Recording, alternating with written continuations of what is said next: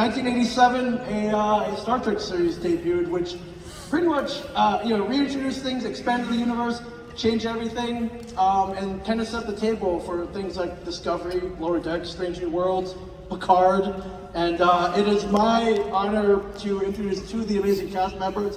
Please give it up for Gates McFadden, John Lancie. Come on out, guys. Thank you.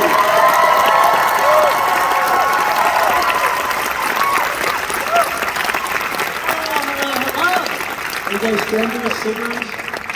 Well, let's sit.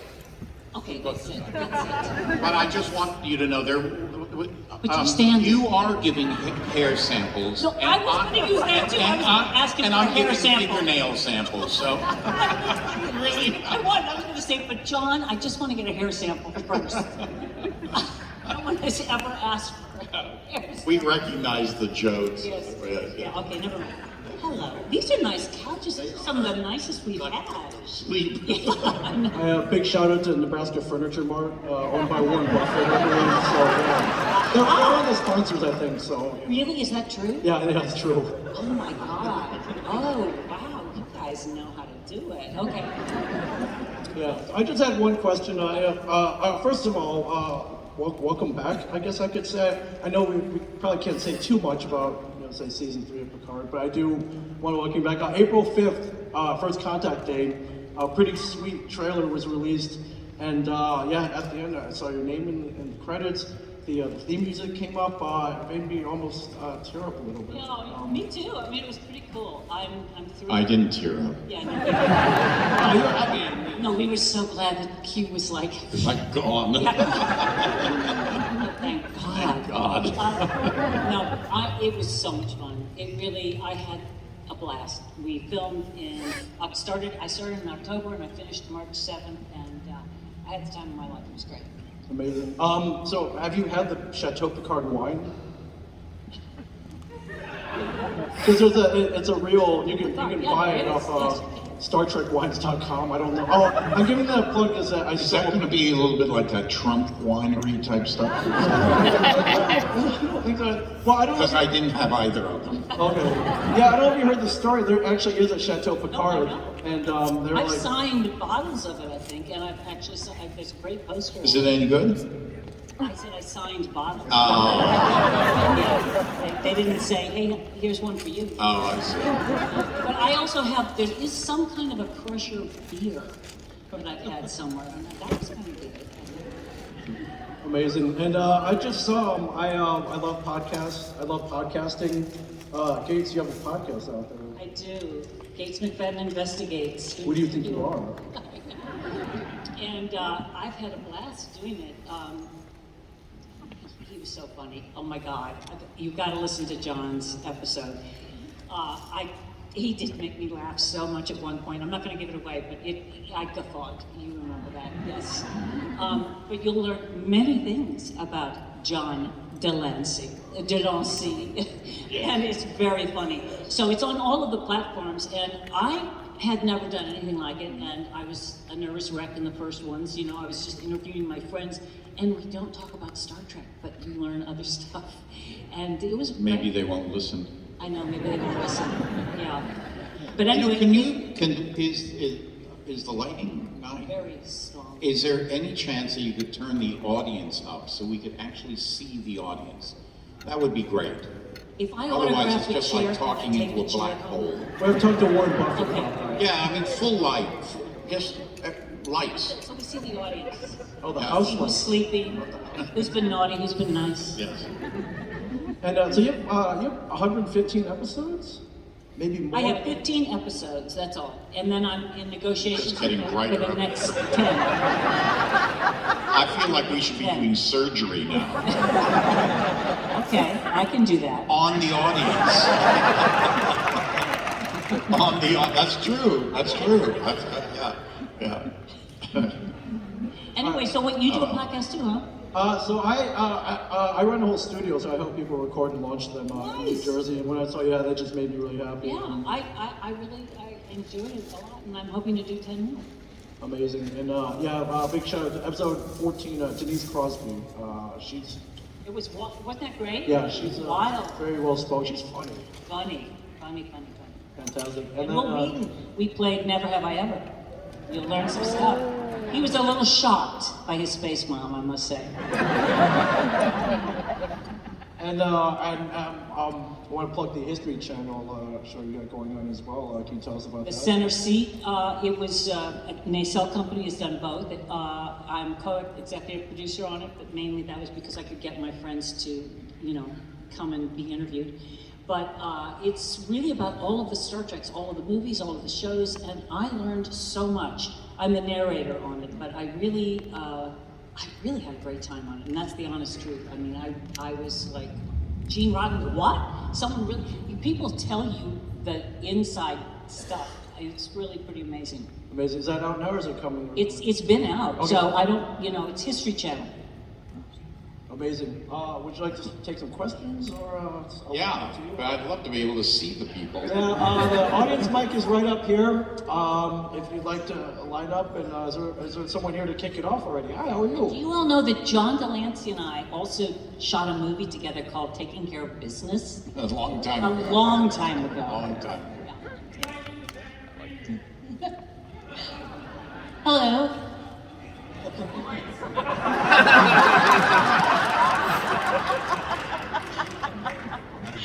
Hello.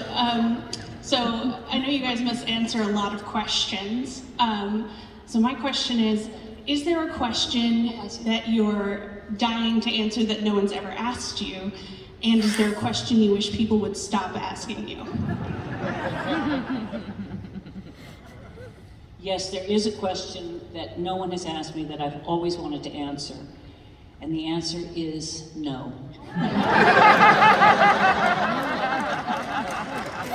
That sort of covers it as far as I'm concerned, actually. All right, next. Thank you. Thank you very much. Hi, how are you? Your question. Hi. So I grew up on Star Trek starting back in the day in the 60s with my dad watching reruns, and then Next Generation. I was in college, so you guys helped me survive my undergrad, and now I have a master's degree and I'm teaching college, and it's fabulous. So Good for you. I have a non-Star Trek question for Gates. Can you tell me one of your favorite memories of working with Jim Henson? I just learned this about you, that you did all this amazing stuff with Jim Henson. Well, I think my favorite memory is teaching David Bowie to waltz in the ballroom scene, but that was more in my fantasy after we were doing the choreography. But I think it was the first time I met Kermit. Yeah, I was a sucker for that frog. And he's so adorable. And you really, he just sort of, they trick you, they stay active when everyone's disappeared. It's something Jim used to do to everyone who was the first time doing a Muppet show of any kind, and I was doing the Muppets Take Manhattan. And they just all disappear. He gives them some signal. And I was so nervous. It was my first movie. It was like, and I'm practicing my 2 lines, like a frog with a musical, and I'm like going over it in my head. And the frog he's doing his practice too, and it was like, and he's like here, and I'm like, what are you doing? And he answered me, and I answered him back, and then I answered, and then I went, Jim, They trick you because they're so real and lovable. Thank you. Thank you. Hi. So I'm sure you've been asked this before, but my question is kind of, what is your favorite Star Trek episode that you filmed? And maybe if you have a least favorite, something you didn't enjoy filming? Well, I haven't seen Picard yet, so I don't know what Picard looks like. I mean, there are some scenes. He's the bald. I kept on looking out there, and somebody was down here. Yes, I know. So I'm getting some glare from him. I haven't seen Picard, so I don't really know what that looks like. I mean, there were a couple of scenes in Picard that I thought, these could be really, perhaps, iconic scenes. But so, without that to dip into, I would say All Good Things, for me at least, was a show that it was good. I thought everybody was clicking on all cylinders. Everything, the writing, the acting, the directing, everything was on, on all 8 cylinders. I think for me, my favorite, All Good Things was quite wonderful, but for me, actually my favorite was directing Genesis. I really, really enjoyed myself. And I know it's not necessarily a big fan favorite, it's kind of more of a horror thing than sci-fi in a way, but not really. But I had spent so many years looking at things, for example, in sickbay that I had wanted to use in some way. Like there were the jars that were colored jars, and I said to Brent, I said, I'm taking a piece of your skin out of there. Because so it was fun in that way, and I loved being able to have the ship be dirty and not so neat. So that was my favorite. Thank you. I actually love Genesis and All Good Things, so. Thank you.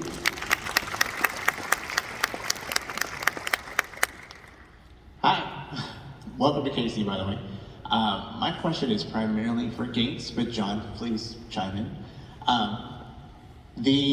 What I think is great about Next Generation is, and when they came out with it, is that it's so much more in line with the Star Trek concept that Gene Roddenberry had originally presented, and so much more different and streamlined with his ideas than like original Star Trek.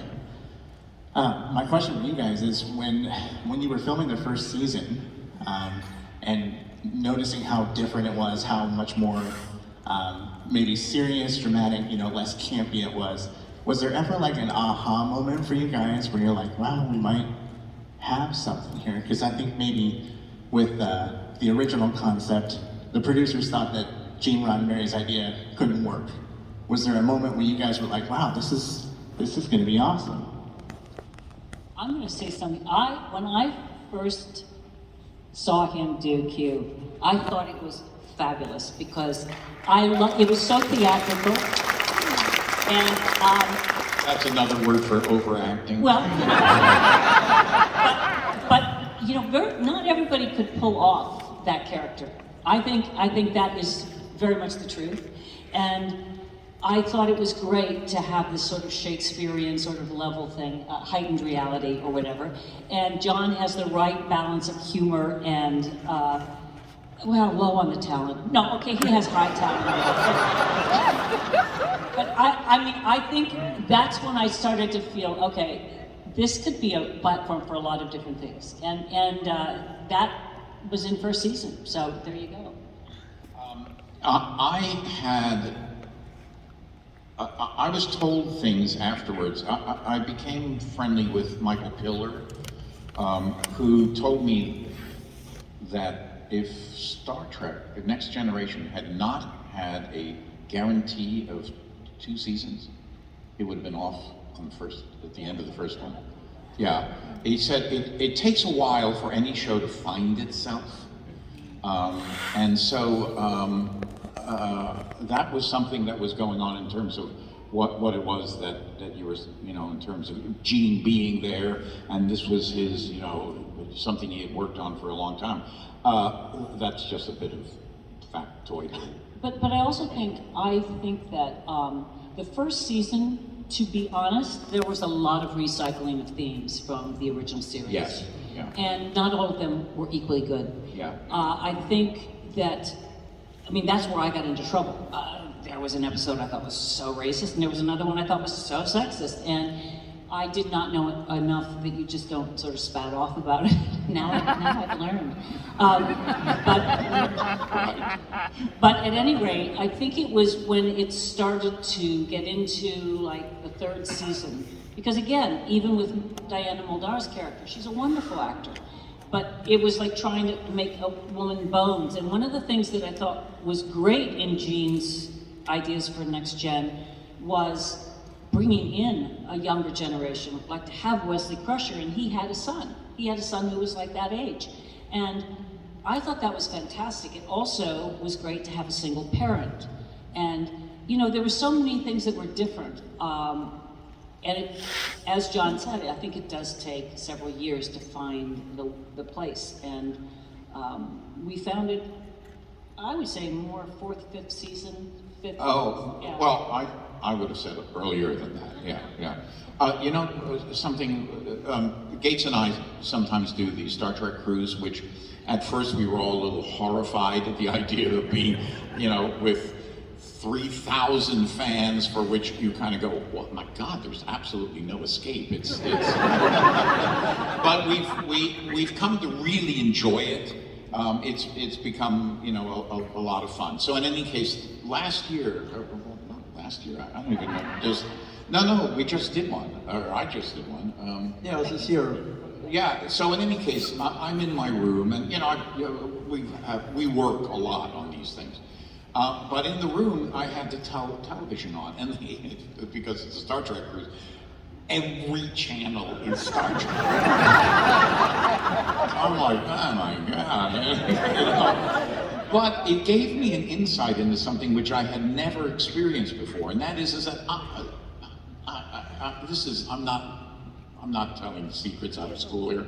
Most of us really don't watch the show. You are the experts. We are not. We do the work. We are very clear about what it is that our character is and what the story is and what have you. But even with Picard now, I mean, I shot it, I don't know, less than a year ago, and people are coming up to me and they're saying, oh, I love the scene where you go, and I go, I don't kind of remember that scene. And so in any case, I am watching, I would go on, and just to kind of decompress, I would turn on an episode, and it would be classic Trek, and then Next Gen, and then Deep Space Nine, and then Voyager, and then whatever the other one is that nobody knows about. And I would never watch any of the episodes fully, but I began to watch how they were shot and the feeling that I got from them. And I have to say that at the end, I went, you know, I really like classic Trek. It's very simple. The colors are really bright. The sets are a little very stagey. And I just was like, oh, I can kind of calm down and relax a little bit watching classic Trek. It was my first time to be able to see all of it together. And every once in a while I would come across, you know, I go, oh my God, that's me. I don't want to see that. So, But so what's interesting with Picard is how much the cameras have evolved. They pick up light in all kinds of ways. Like they would pick up faces in a way that I go, it's so dark, how can you see faces? But actually you can, because they're so sensitive to light. And also the way the difference for me was doing Picard, there were always 4 to 5 cameras. Yes. Simultaneously. You have a camera, every angle, someone's doing close-up here. So, I mean, it's amazing. And then you have people doing moving cameras. So that's exciting. I loved having that experience this time because, I don't know, it's the choreography part of me. I really love seeing how what movement does to these things. And they had different camera equipments and lots more cranes that had different lenses. So I'm really looking forward to seeing this Picard, what we shot, because it's cinematic and gorgeous. The thing that's always hard when you're an actor is you go, oh, they cut that part, that was my favorite part, and I'm no longer there. That happens all the time. But, you know, and it's also horrible to watch yourself on screen. It is. takes a while. Yeah, it does. Just see nothing but things you don't like. Oh, I wish I'd done that. Oh my God, my nose. Oh, you know, it's just like, it's intense. My nose. That's what I was talking about. Oh. Yeah, no, I totally agree. When I shot the first scene, you know, I figured we were, in a way, I went back to where it was, you know, Next Gen. So, which oftentimes was pretty much sticks. The camera would be in a stationary position. You kind of fit into it. You know, it's pretty far out. Everybody's shot from here or down. You're not helped very much. Here, I remember saying to them, I go, wow, God, how many cameras do you have rolling here? It's like 4. You know, so you kind of go, you know what? I'm not playing to the camera anymore. They've got it completely covered. And there was a scene, actually, it's a scene that takes place, I don't know if it's been shown yet, where I'm talking to Guinan, and I said, oh, by the way, do you want to know what happens at the end of the... where I'm talking to Guinan, and I said to the director, I said to the actress, I said, don't take this personally, but I'm not really talking to her. This is not really about her. And so I don't want to be drawn into that. And yet at the same time, we are in a cell. And, you know, classically, if you are talking about stuff which is, you know, future, and you see what's going to happen, you know, you gravitate towards a window or something. I said, I wish there was something that I could look out of. And immediately the DP said, we'll take care of that, we'll take care of it, which was so different than the original. He said, so he put a little inky, which is just a little light that I would walk into, and it would give that feeling. And you kind of go, oh my God, thank you so much. So it was very different, a very different feel, and highly supportive. Yeah, that's true. And also we had, the props were much more cumbersome in Next Gen for me. Like, we had all these plastic tablets, which of course are like iPad things now, but if you set it down on my Dr. Crusher's desk and it made any noise, I'd have to do dubbing on the whole scene. So it was like, it was always very unnatural because everything made noise. And it's so different in this series. It's the game is really up. But my favorite story about how I was when they shot it, because I had never done a thing where I had to have the marks, like you hit the mark, you don't go beyond that, because the cameras were fixed. So you really had to be careful, and they were doing dolly shots. And so I just didn't get it. I was too much of a theater actress. And so I kept going too far on this scene. And they kept saying, just sandbag it, so they put sandbags down so I wouldn't keep going so far. And I was so like, I'm a dancer, I can do it. So I go there and then I climb up the sandbags. And they went, we have never seen an actor do that. Like she is really loopy, okay? Yeah, something else, since we're waxing on so nicely actually about working on Picard. The opportunity to talk with the executive and to be able to say, you know, you don't start out by saying, what the hell is this scene about? You know, but to be able to say, oh, that's what I used to do. I see what you're trying to do. I think that I can help by suggesting a few lines here, or focusing it, you know, such a thing, you know, what have you. And they were like, oh, of course, yes, well, let's see what we can do to make that happen. And you kind of went, oh, wow. So that was nice. Yeah, I love Terry Matalas, was the one for this season, and I really adored working with him. It was an experience I had never had. He's my favorite producer I've ever worked with, because he would listen, he would say, okay, I'm not gonna deal with this now, but make sure I have by next week, because we'll do this. And they always would listen to you, and they would explain, if they would say, no, we don't want to do that, they would explain why, which was phenomenal. So I had a great working experience. Yeah, because the last one, I mean, and listen, a lot of good stuff came out of TNG, there's no question about it, but I know that for myself, I would have sometimes big, long speeches, which were always difficult to cram into my head anyway. But the tiniest, you know, it might have been written as was not or wasn't, and I changed it to was not or something. We have to do that again. And I'm like, come on, guys.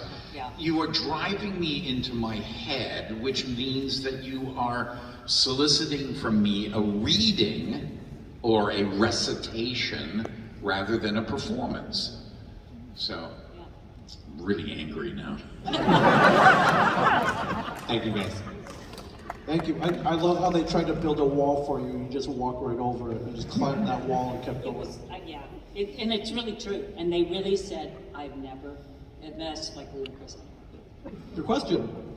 Yeah, first I just want to say, Gates, I know you may have gotten in trouble for what you did behind the scenes, but I totally admire you for standing up for yourself. John, I know that you haven't seen Picard yet, but you are serving the same old cue. It's been great, so great job. So, I use that word old. that was a slip up, I'm sorry. Anywho, my question is, you guys are talking about working on Picard now, and I'm wondering, do you have any anecdotes, just fun stories of what it was like just to be with that crew again? I know, John, you were working with Picard, and then Gates, you were working with pretty much most of the TNG crew, so I'm just wondering if there are any fun stories from set. There are so many. Any you can share? No. John?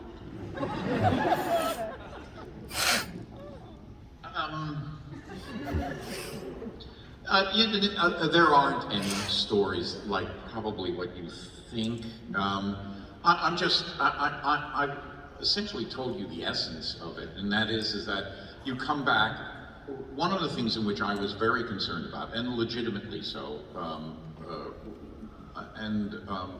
it's very nice to be asked to reprise something, but one of the things in which I was legitimately concerned about was, are they trying to recreate?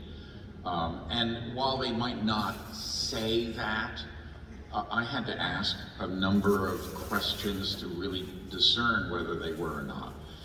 Recreating has tremendous pitfalls, and I was concerned about that. I mean, this was a character that I had played a long time ago, and for me to be, prancing around like I did 30 years ago would have been unseemly at the best. Oh, I love when you prance. Right, that's right. And I had done a Get Smart, the remake of Get Smart, and what was his name? Don Adams. Yeah. Don Adams. Made that classic mistake, and all of us as actors were like,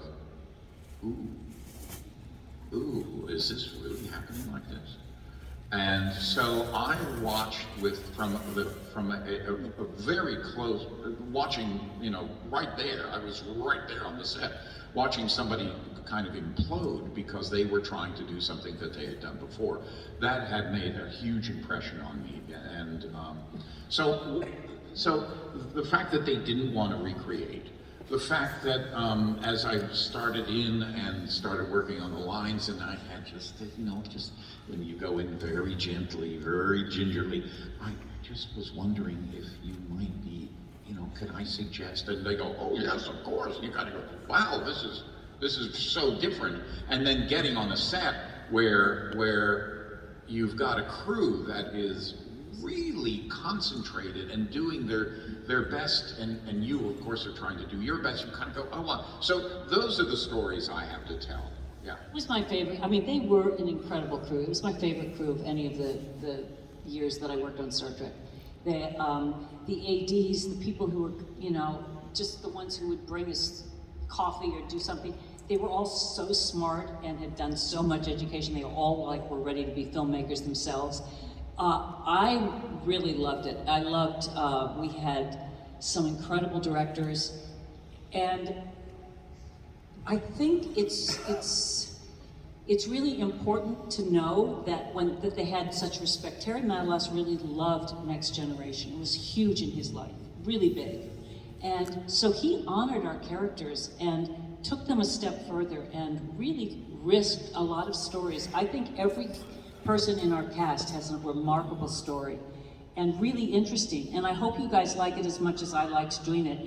It might not be what you had in mind, but I hope it is, I hope it takes you to a good place. Yeah, and one of the things in which, one of the ways in which you can take this thing about honoring this idea, what is it now, 70 years that Classic Trek started? Just about, yeah, almost. Okay, 70 years ago, a guy had an idea.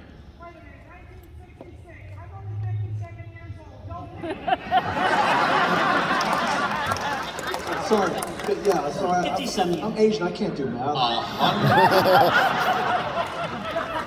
190 years ago. Roddenberry came up with an idea. He didn't know any more than we knew when we started out that it was going to become this.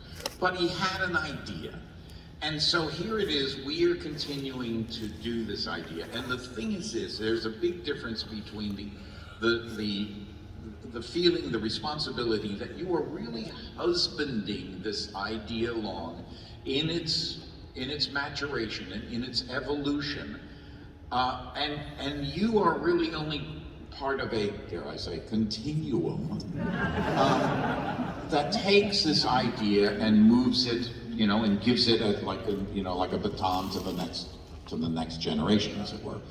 You are not taking this idea, and I'm using Hollywood talk, grabbing the idea and pissing on it so as to make it yours. That's the difference between what could have happened and what Terry did. Thank you so much. Thank you. Get some questions. More questions? And yeah, Paramount's lawyers were backstage. They said if you spoiled season 3, they put me in the agony booth. So, your question. Hi, first off, I just wanted to say Star Trek Next Generation, Voyager, Deep Space Nine, you guys were my television family. So thank you so much for all the fond memories as I was a child. Thank you. My question for you is, for both of you, it's a little complicated. Okay. Either in any Star Trek properties you've done or are wanting to do, what's something that you've always wanted to do with your character? Like a story you've always wanted to portray about your character, maybe an aspect about their personality that you never really got to fully explore, things like that. You know, I have to say, I honestly, I never put my energy once it was done. I tried to get episodes when I was filming, you know, but the first series, I didn't put my energy into that because I knew that like Patrick had very clear ideas of what he wanted, and he had tremendous power in what the story was going to be. So I just would look at a script and go, how good is this? Can I improve it by some suggestions or not? Whereas in my own life, I choose projects when I'm directing, or I'll choose a project of a play or something that I want to do a reading of because it's in development. That's when I feel I'm doing something that maybe speaks to me very personally in a story. But, you know, I know that's not probably the answer you want, but I learned early on that it's the studio who decides, like the way Marina and our characters were in the movies. I mean, that was a studio and Patrick Stewart decision. So I don't have any power in that situation. So you just sort of do the best job with what you're given. Yeah, That's I mean, kind of what happens. we don't write it. Yeah. And it's sort of a waste of time, one's own personal energy, to be spending a lot of time wishing that it were different or how it could be different and what have you. I've likened it in the past when people say to me, well, you know, didn't you want to be in, you know, whatever episode or the movie or something like that? I said, you know, guys, it's like worrying about whether you're going to be asked to somebody's dinner party.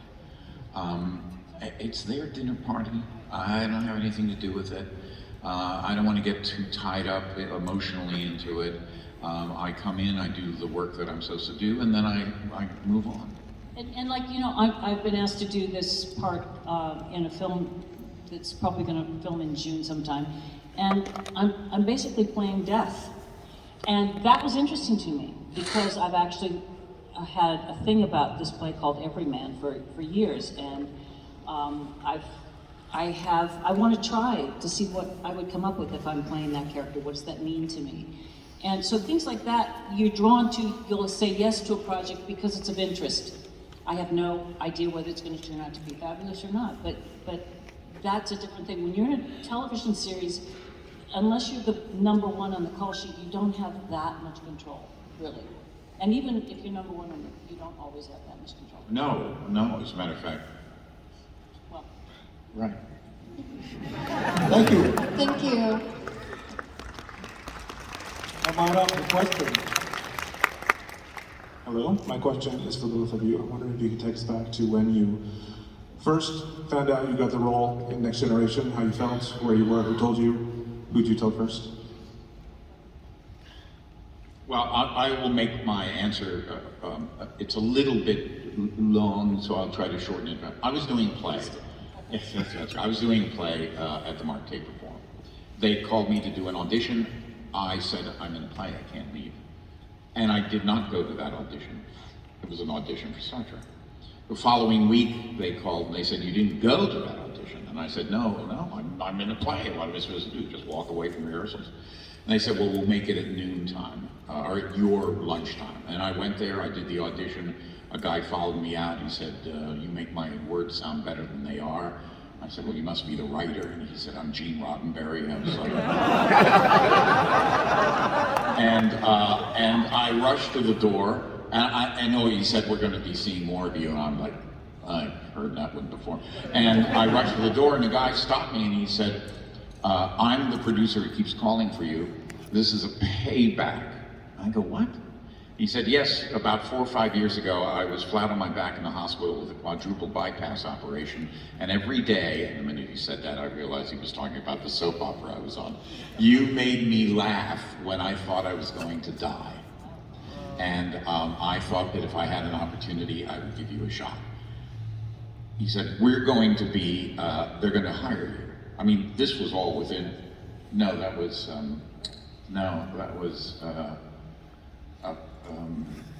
what's his name? His lawyer.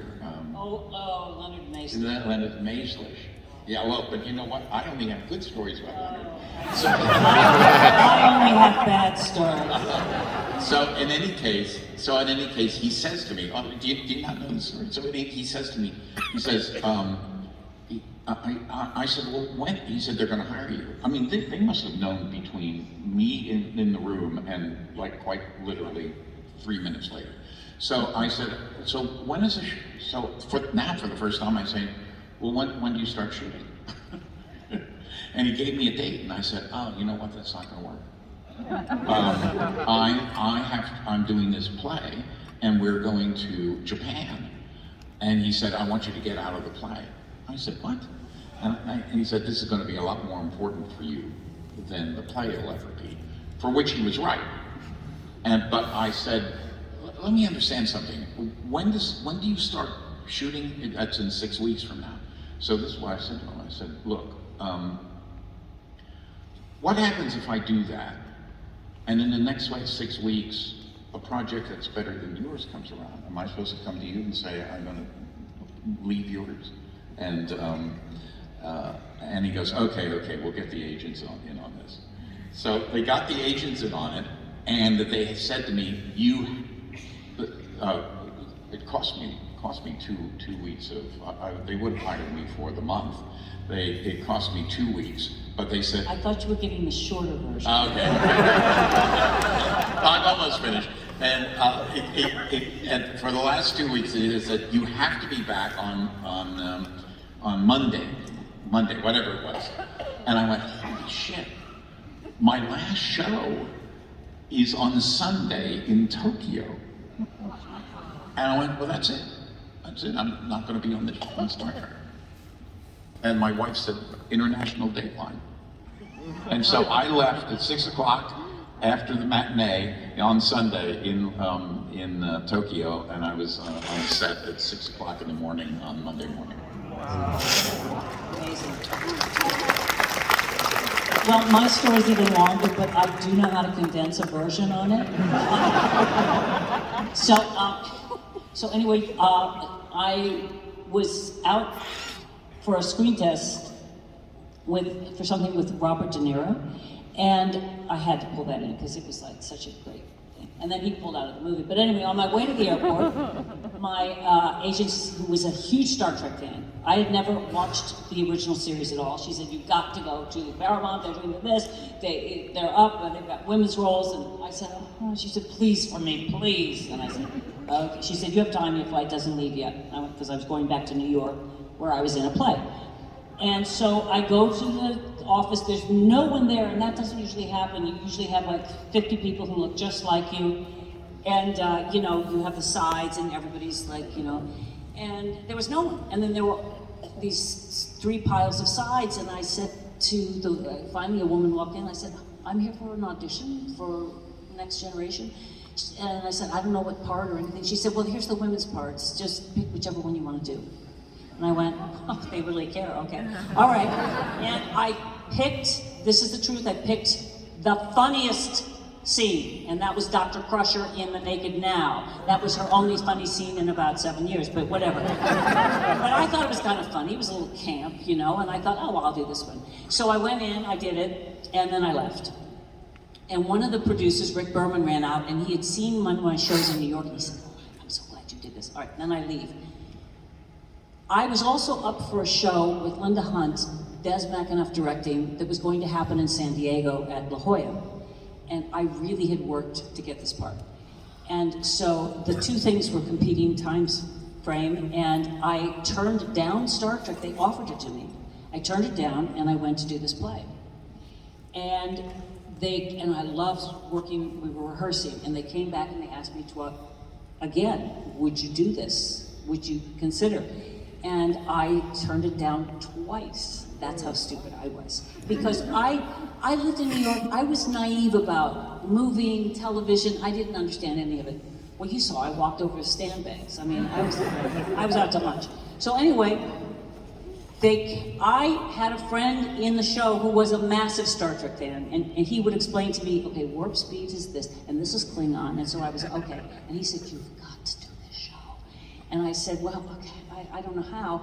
And I thought about, what do I really want in my life? And I thought, okay, maybe I should. And Gene Roddenberry calls me up and he says, "Hi. Well, I'm outside in my hot tub and I got a nice lady next to me." I'm hoping it was Majel. And he said, "You should do this show." Because he said the same thing to me. And I said, well, he said, "You too could have your own jacuzzi and be," and of course I haven't done this, but at any rate, and I thought, you know what, maybe I should. And so I go back and I committed to doing it, having run into Brent Spiner, who I knew from New York, and he and I were both going, "Should we do this? I don't know, Star Trek, I don't know," and we're like, "I don't know, well, good luck." And so I said yes, and they worked it out so that I would do the play at night, and then they would send a limo with dinner inside, and I would be driven to LA, go to a hotel, be picked up in the morning, shoot all day, and then they'd drive me to a plane. I would take my plane back and shot in San Diego, and that's how I shot the first episode. And I didn't get to hang out on the bridge. They took out my parts of being on the bridge in the beginning. I had one scene when I walk in with Will, but that's because I was filming like that. So again, that's very interesting. We both did that. And boy, am I glad I said yes. Thank you.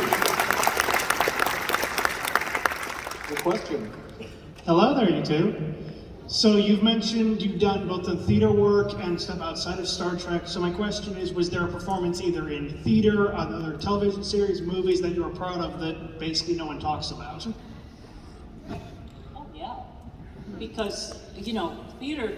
I've done a lot of theater where it's not like Hamilton, huge Broadway. It's toured everywhere.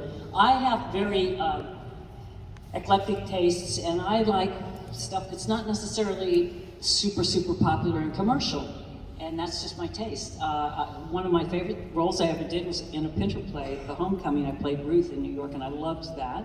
And I also loved directing things, and I've directed a couple of things that I'm probably the most proud of any theater work I've done. But it was in a small house, so we would have 100 seats in the audience because it was very environmental, and I'm incredibly proud of that, and I wish I could have shown thousands of people. But people don't support things sometimes that are not really commercial, and that's why it's hard. And in this country in particular, we do not support our cultural institutions enough. Orchestras are in deep trouble now. Our art museums are always having problems raising money, ballet companies, dance companies of all kinds, and it's really hard for live theater. And I'm always asked, which do you prefer? And I have to say, for me, there's nothing like an interaction between a spectator and a performer. I love it when it's live the most, because anything can happen. And it's not only me, it's you as well. And I find that interesting as part of why I like to do conventions. I have learned so much about so many people today and yesterday and the day before. And I mean, that's really powerful for me. So, yeah, anyway. Did that make sense? Yes.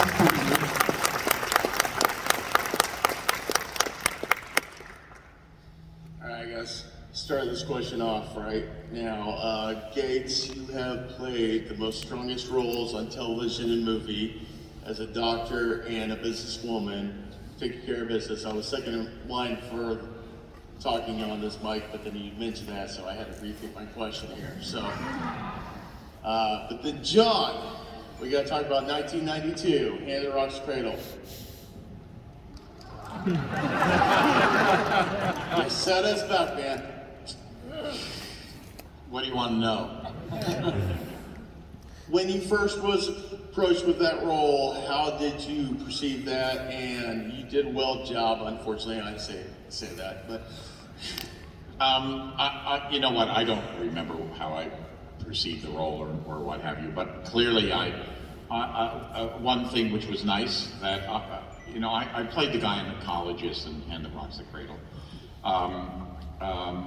Curtis Hanson was the director, and I had done another movie with him, and I can't remember what it was, with Jeff Bridges, I think. In any case, I said to Curtis, while I was doing the gynecological thing, I said, listen, and this is all about being able to work when, you know, that art at its best is really a collaboration. So I said to him, I said, listen, you know, I'm a little concerned that the audience, the way this is written, is that the audience might think that she is a little hysterical. She thinks that she has a feeling, a sense that she has been abused and molested by me. And I said, the audience needs to know that that happens.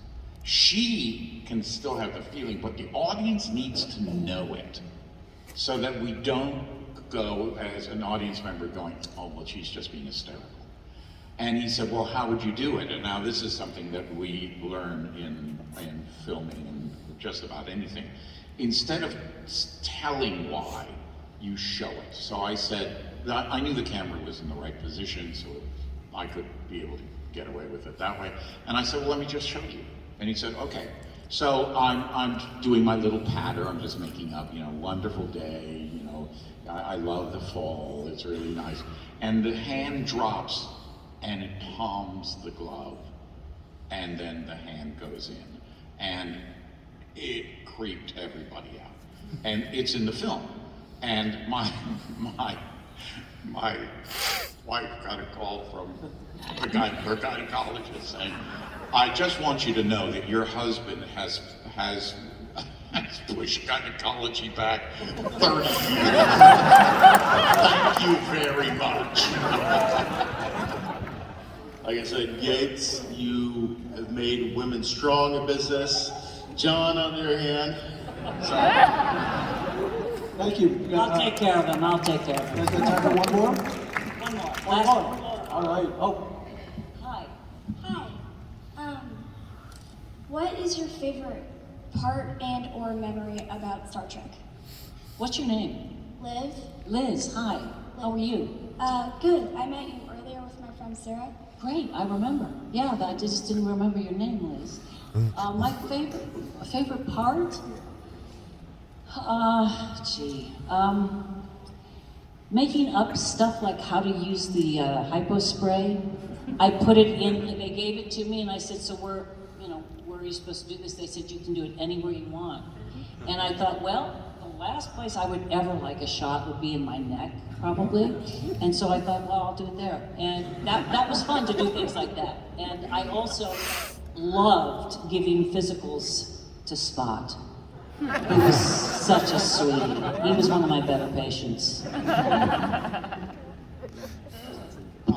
I'm going to answer your question, and I don't mean this to get like that, but I think that I'm going to answer for myself, and I have a feeling Gates is going to agree. But I'm going to make it the movie. No, I'm sorry. When we do plays, I know. When we do plays, what happens is that you do the play, and you leave, and you take off your clothes, you get into street clothes, you take off your makeup, and you go to the stage door, and there are 2 or 3 people there, 4 or 5 people, who want to talk about the play and want you to sign their autograph. And that's been going on since the beginning of plays, I'm sure. This, for me, is the continuation of that. We did something 35 years ago that people still come and want to talk about. So when you ask me what's the best part about Star Trek, to me, is the fact that we get to meet all of you, and this is going to go on until the end of our time, because you are still affected by something that we did, and we love to talk about it. So to me, that's the best part about it. That's absolutely true. It's absolutely true, because I'm very proud to be part of it. It took a while for me to understand the power of Star Trek, and now I get it, and it's fantastic to be a role model, to be seen as a role model, to understand what that is, and to see how generations, sometimes you get a family where it's the grandparent, the parent, the kids, and then they've had a kid. I mean, it's amazing to see how powerful suggestion can be, and I'm honored to be part of a show that gets people to think about things, because we need to do that, a lot of thinking. And also that Q is a role model. Well put, my friend. Well, Thank you. Thank you for it up for Thank you, Planetcomicon. You're our connection. And thank you guys so much. And thank you. Welcome back, everybody.